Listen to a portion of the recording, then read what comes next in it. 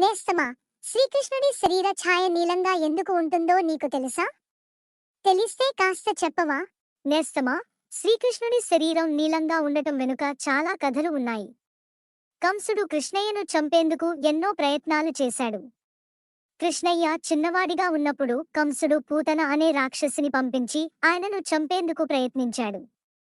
పూతన తన చనుబాలను శ్రీకృష్ణుడికి ఇచ్చి ఆయనను సంహరించాలనుకున్నది. పూతన విషంతో పాలను ఇచ్చి కృష్ణుడి ప్రాణాలు తీసే ప్రయత్నం చేసింది. కాని కృష్ణుడు పాలను తాగి పూతనను చంపాడు. అప్పుడు ఆయన శరీర ఛాయ నీలంగా మారిందని చెబుతారు. ఇంకో కథ కూడా ఉందని చెప్పావు కదా, అది చెప్పు నేస్తమా. శ్రీకృష్ణుడు గోపికలతో ఆడుకుంటుండగా ఒక బంతి యమునా నదిలో పడింది. శ్రీకృష్ణుడు ఆ బంతిని తీసుకురావడానికి నదిలోకి వెళ్ళాడు. అప్పుడు కాళీయుడు అనే పెద్ద పాము అతన్ని పట్టుకున్నాడు.